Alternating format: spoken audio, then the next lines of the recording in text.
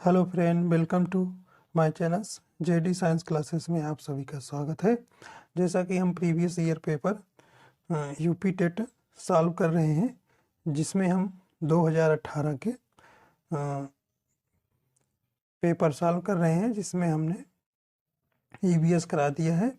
अब इसमें आज हम हिंदी वाला पार्ट कराएंगे, फिर इसके बाद सीडीपी वाला पार्ट कराएंगे।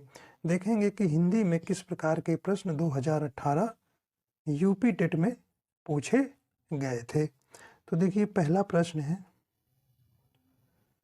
प्रश्न आया था, प्रागैतिहासिक में किस उपसर्ग का प्रयोग किया गया। देखिए, उपसर्ग और प्रत्यय दो होते हैं। तो उपसर्ग जो है किसी मूल शब्द के पहले लगता है, और प्रत्यय जो है किसी मूल शब्द के बाद लगता है और उनके अर्थ में परिवर्तन कर देता है। तो इसमें देखिए, आपका इसमें कहता है प्राग, प्रागैति। तो इसमें आपका ऑप्शन नंबर बी हो जाएगा, प्राग। तो प्राग प्लस ऐतिहासिक होता है, प्लस ऐतिहासिक, ऐतिहासिक, ठीक, ये आप याद रखिएगा। तो मूल शब्द ऐतिहासिक, तो इसमें से आपका प्राग प्लस, इसमें प्लस लगा देंगे तो ऐतिहासिक। तो ऑप्शन नंबर इसका बी हो जाएगा, प्राग प्लस ऐतिहासिक। अगला प्रश्न देखिए, अगला प्रश्न है,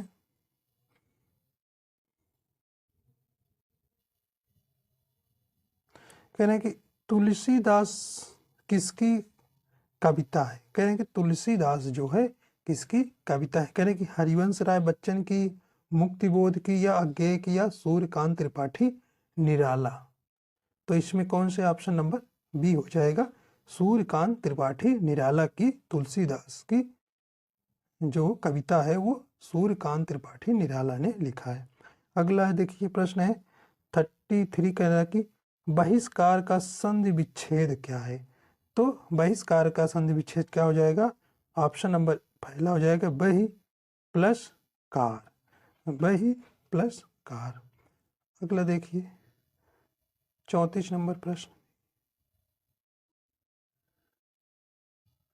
कह रहे हैं कि वैदेही वनवास किसकी रचना है। वैदेही वनवास किसकी रचना है। तो ये है अयोध्या सिंह उपाध्याय हरि औध की। तो ऑप्शन नंबर इसका बी हो जाएगा। अगला प्रश्न है 35 नंबर, देखिए प्रश्न कह रहे हैं कि निम्न में से पुल्लिंग शब्द का चयन कीजिए। तो पुल्लिंग शब्द इसमें से कह रहे हैं पखावज, पहिया, लिखावट, या मांझधार। तो इसमें ऑप्शन नंबर इसका क्या हो जाएगा, बी नंबर, पहिया। पहिया जो है पुल्लिंग शब्द है, जिसका अर्थ होता है चक्का। तो इसका ऑप्शन नंबर बी हो जाएगा। आइए देखते हैं अगला। देखिए निर्देश है 36 से 37। देखिए पैसेज आया था, तो आप देख लीजिए इसको। आइए देखते हैं प्रश्न कैसे आया था। पहला प्रश्न आपसे पूछा था, कह रहे कि संप्रेषण कला क्या नहीं है। तो इसमें आप पढ़ेंगे तो नहीं है, तो कौन सा नहीं है, अलंकरण, अलंकरण नहीं है। इसमें आपका ऑप्शन नंबर बी हो जाएगा। अगला देखिए 37 नंबर में, ये भी है उसी से था। कह रहे कि संप्रेषण कला का विकास किससे होता है। कह रहे कि किससे होता है। तो 37 का नंबर का आपका विवरण क्या हो जाएगा, अभ्यास से। तो उसमें पढ़ेंगे पैसेज में तो आपको मिलेगा अभ्यास से। आइए अगला प्रश्न देखते हैं। प्रश्न नंबर 38 देखिए, कह रहे हैं कि निम्न, देखिए संयुक्त व्यंजन, संयुक्त व्यंजन का कौन सा नहीं है, पूछ रहा है कौन सा नहीं है। तो ये या जो है नहीं है, और त्रा, छा और ज्ञा ये है। देखिए इनको, जैसे का को अगर किससे मिलकर बना है, तो का प्लस सा, बना मिलकर क्या बना है? हाँ। अगला है जैसे त्रा। त्रा जो है ता हलंत प्लस रा हलंत, तो मिलके क्या बना है? त्रा। इसी प्रकार अगला देखिए ज्ञा। जा हलंत प्लस इया, इया जो मिलके बना है वो ज्ञा। तो देखिए ये आपका या नहीं है, तो ऑप्शन नंबर इसका बी हो जाएगा। संयुक्त व्यंजन पूछा नहीं, पूछा है तो यह बी नंबर हो जाएगा। अगला प्रश्न देखिए, कह रहे हैं कि मृत्यु मृत्युंजय पद में कौन सा समास है? तो मृत्युंजय में कौन सा समास है? तो इसमें कौन सा है आपका? बहुब्रीहि समास। कौन सा है? बहुब्रीहि समास। देखिए बहुब्रीहि समास क्या होता है?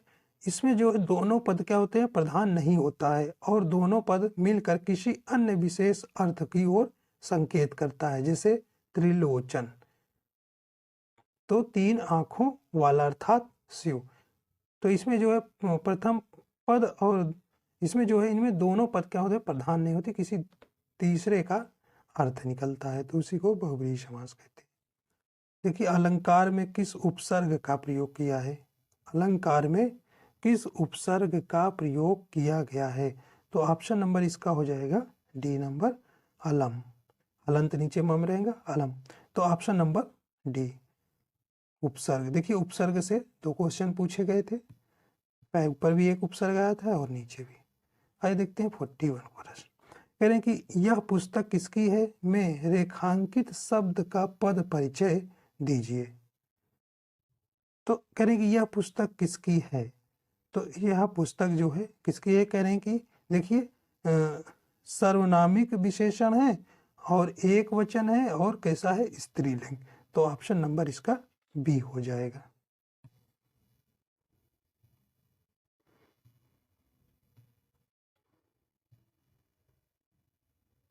आइए देखते हैं 42। 42 नंबर प्रश्न कह रहा है विशेषण शब्द का विलोम होगा। तो सॉरी, विश्लेषण है, विश्लेषण शब्द का विलोम होगा। तो विश्लेषण का शब्द का विलोम क्या होगा? तो इसमें ऑप्शन नंबर सी हो जाएगा, संश्लेषण। तो ये विश्लेषण है, तो विश्लेषण का संश्लेषण। करें कि जिनका उच्चारण ऊपर के दांतों पर जीभ लगाने से होता है उसे क्या कहते हैं? तो क्या कहते हैं? दंतस्थ। तो क्या कहते हैं? दंत। दंत जो है उसको कहते हैं। अगला प्रश्न देखिए, करें कि निम्नलिखित में से उष्ण व्यंजन कौन सा है? देखिए कुछ जब बोलने पर उनमें कुछ ऊष्मा निकलती है, उसमें को हम क्या कहते हैं? ऊष्म व्यंजन। तो ऊष्म व्यंजन इसमें कह रहे हैं कि कौन सा है? तो कौन सा है इसमें ऊष्म व्यंजन? इसमें स, स्र, सा। तो ये आप ऑप्शन नंबर बी हो जाएगा। कह रहे अत्यधिक का विलोम। देखिए अत्यधिक, अत्यधिक का विलोम, तो क्या अत्यधिक मतलब ज्यादा? तो अत्य अत्यल्प। तो ऑप्शन नंबर बी हो जाएगा। आगे देखिए 45 नंबर प्रश्न।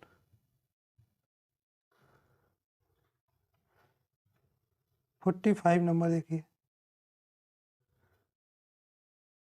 कह रहे हैं कि रित का विलोम। देखिए रित का क्या हो जाएगा विलोम?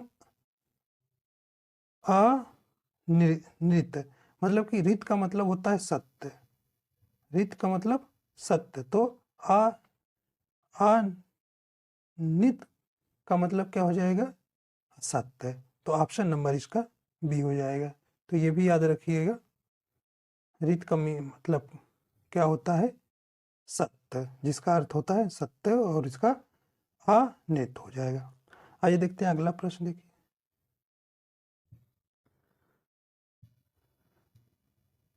देखिए अगला प्रश्न है, संकल्प शब्द में उपसर्ग बताइए, संकल्प शब्द में उपसर्ग क्या होगा? उपसर्ग क्या होगा? कौन सा होगा? ऑप्शन नंबर बी होगा सम। हलंत रहेगा सम मा में, तो सम। संकल्प में सम जो है, देखिए उपसर्ग थे, 3 क्वेश्चन हो गए, मतलब क्वेश्चन उपसर्ग से काफी आए। अगला देखिए, मुझसे खड़ा भी नहीं हो, मुझसे खड़ा भी हुआ नहीं जाता, इस वाक्य में वाच्य देखिए, देखिए कर्मवाच्य, कृतवाच्य और भाववाच्य। तो इसमें देखिए भाववाच्य है, देखिए इसमें कोई कर्ता नहीं, कोई कर्म नहीं है, तो इसमें कह रहे मुझसे खड़ा भी हुआ नहीं जाता, तो कह रहे भाववाच्य, जिसमें जो है क्रिया जो है कर्ता और कर्म की ओर न संकेत करके किसी विशेष की ओर करे, तो यहाँ पे क्या होता है? भाववाच्य। तो यहाँ पे ना ही कर्ता है ना ही कर्म है, तो यहाँ भाववाच्य है। अगला प्रश्न देखिए, करेंगे तद्भव और उसके तत्सम का कौन सा मेल गलत है? तो देखिए तत्सम और तद्भव के कौन सा मेल जो है कह रहे हैं कि गलत है।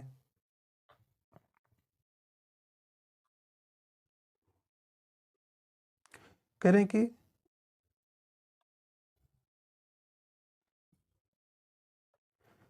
कि ये क्या हो जाएगा? ऑप्शन नंबर सी जो है ये तद्भव और उसके तत्सम जो का जो है नहीं है। तो यहाँ पे देखिए आत्रे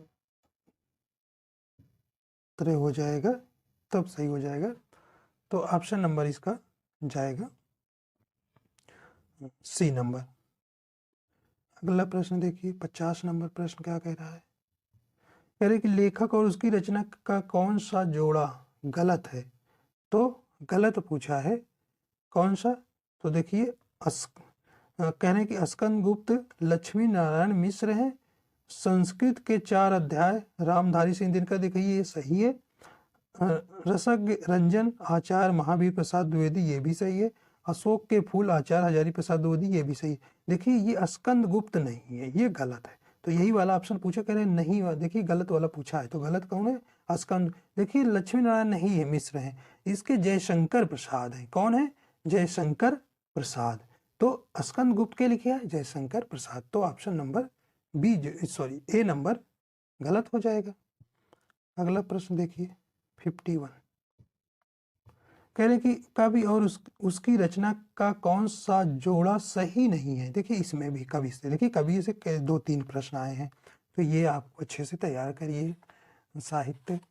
देखिए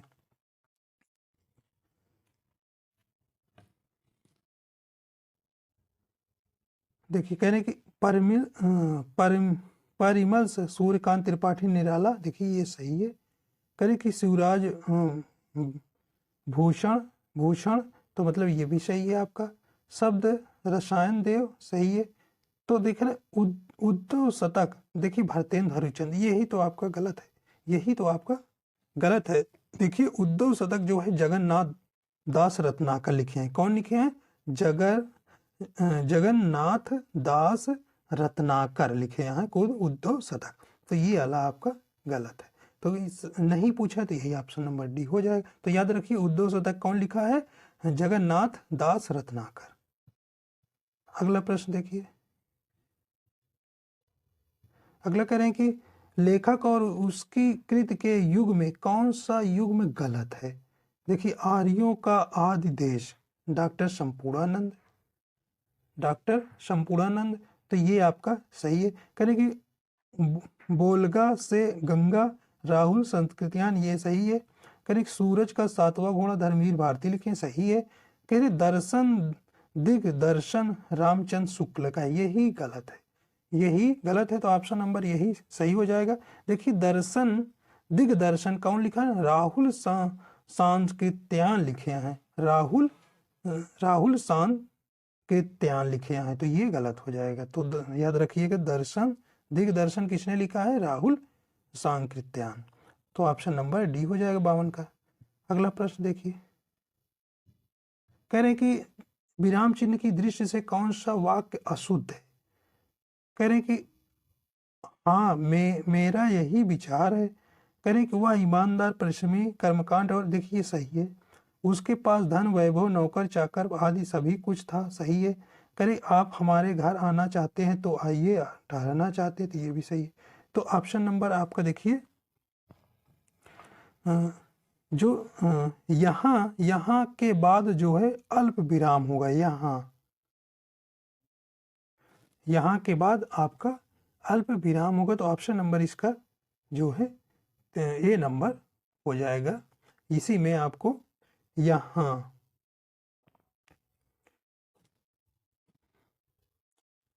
हाँ यह मेरा यहाँ यही जो है यहाँ से आपका अल्प विराम हो जाएगा, तो यही आपका है ऑप्शन नंबर। तो इसमें देखिए विराम चिन्ह की दृष्टि से कौन सा वाक्य जो है अशुद्ध पूछा था, तो ए नंबर ऑप्शन इसका हो जाएगा। देखिए 54 कह रहा है कि कौन सा शब्द भिन्न अर्थ और प्रकृति का है। कह रहे कि सनातन, चिरंतन। देखिए सनातन ये चिरंतन एक ही शब्द है। देखिए इसमें भिन्न पूछा है, तो आपका भिन्न वाला देखिए कहाँ हो जाएगा, ये हो जाएगा। देखिए शाश्वत भी आपका यही हो जाएगा, और इसमें भिन्न जो शब्द होगा वो आपका डी नंबर होगा, अधुनातन। अधुनातन वाला भिन्न हो जाएगा इसमें से। अगला है कि देखिए अर्वाचीन, अर्वाचीन शब्द का विलोम होगा, तो अर्वाचीन का विलोम शब्द क्या हो जाएगा, प्राचीन। क्या हो जाएगा, प्राचीन। अगला प्रश्न देखिए,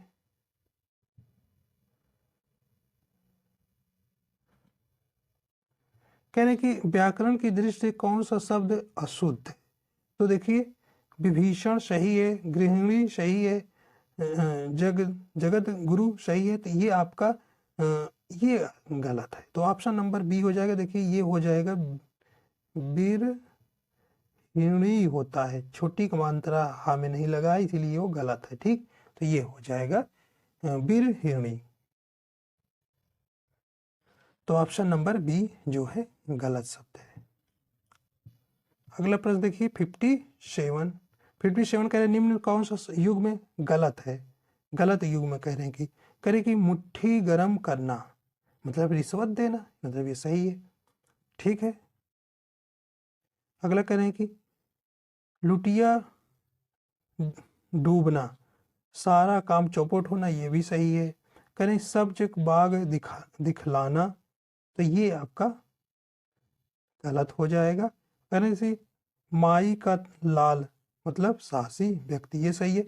तो ऑप्शन नंबर इसका कौन सा हो जाएगा, सी नंबर, जिसका देखिए इसका जो होता है शब्द बाग दिखलाना मतलब झूठी आशा देना। शब्द बाग दिखलाना का अर्थ होता है झूठी आशा देना, तो यहाँ करें हरा भरा करना, तो इसलिए गलत हो गया।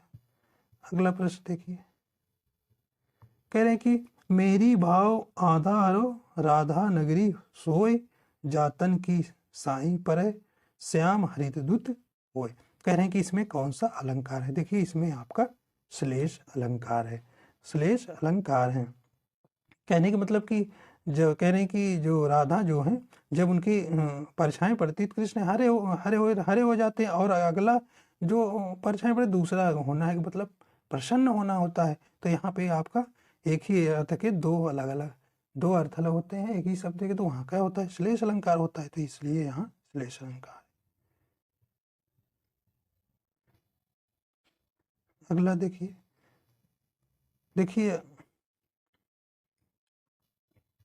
अगला प्रश्न है, करें कि गौशाला में कौन सा समास है। गौशाला में देखिए समास है, समास आपके कुल कितने होते हैं, 6 प्रकार के समास होते हैं। तो गौशाला में कौन सा समास है आपका,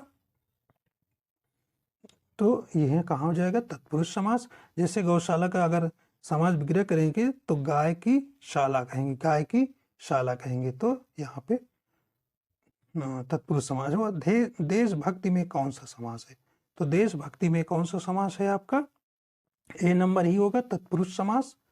तो देशभक्ति मतलब देश के लिए भक्ति, तो यहाँ कौन सा है, संप्रदान कारक है। तो देश भक्ति में कौन सा समास है? तत्पुरुष समास। तो देखिए समास से भी 2 क्वेश्चन आपके आए होंगे। तो इस प्रकार देख लिए कि हमने किस प्रकार के प्रश्न 2018 में यूपी टेट में आए हुए थे। तो इससे अनुमान लग जाएगा कि आपको आने वाले एग्जाम में किस प्रकार के प्रश्न पूछे जा सकते हैं।